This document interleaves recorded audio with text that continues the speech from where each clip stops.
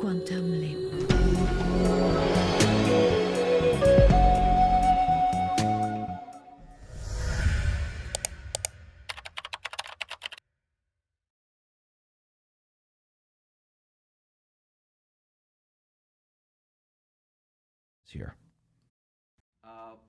Après les accords de Paris, nous allons utiliser la date 2030 car c'est censé être une date importante selon les accords de Paris. Que se passe-t-il ici? Je vais dessiner le même cercle, nous avons les entreprises et mettons maintenant l'année 2030. Ce qui se passera en 2030. Ces entreprises existent encore, disons, là encore, ce sont des entreprises. Ils créent des produits comme je l'ai mentionné précédemment. Pour nous, en tant que consommateurs, même situation, vous et moi. Et ces consommateurs paient un certain montant pour ces produits. Et devinez quoi? Ils continuent à polluer. Je vous donnerai quelques chiffres à ce sujet. En fait, nous verrons qu'ils polluent beaucoup plus. Mais il se passe quelque chose de très intéressant pour la pollution qu'ils font. Ils doivent maintenant payer une organisation que je vais appeler, entre guillemets, l'IPCC. Ce groupe est composé de personnes comme Al Gore, de personnes comme les Bush, de nombreuses personnes des marchés de matières premières, et essentiellement une élite mondiale ici, des scientifiques entre guillemets.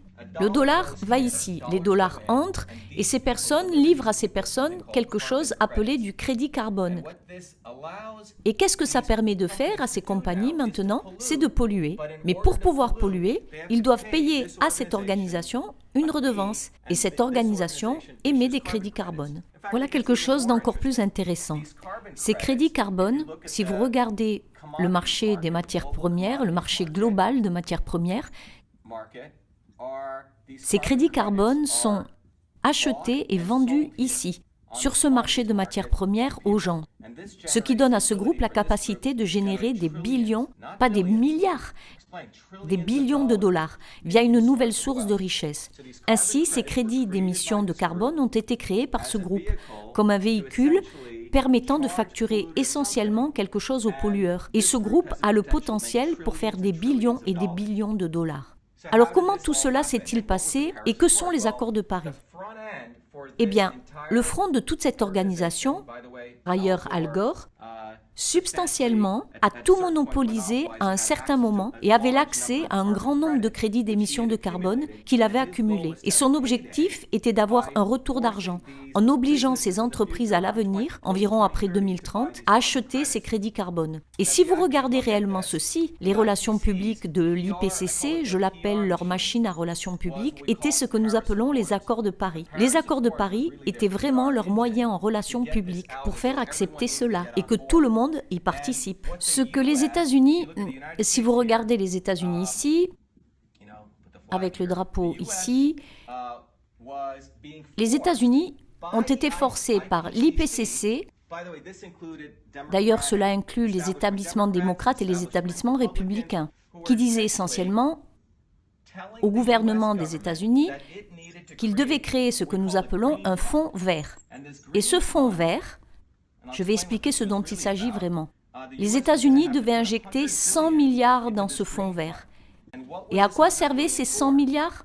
Souvenez-vous bien, les pays qui polluent vraiment ne voulaient pas en faire partie. Ils ne voulaient pas vraiment faire partie des accords de Paris. Pourquoi? Parce qu'ils doivent payer les frais à l'IPCC. Comment faire pour les pousser à y participer? Je vais mettre ça ici. Voici ce que j'appelle les personnes d'influence de ces pays.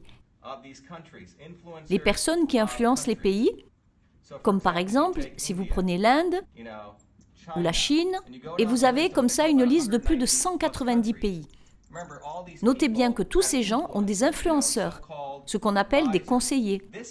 Ce chiffre d'une centaine de milliards de dollars allait être canalisé par différentes ONG pour être essentiellement rentable. Et en fait, les gens avaient déjà obtenu des accords comme quoi, s'ils adhéraient aux accords de Paris, les dollars leur seraient versés.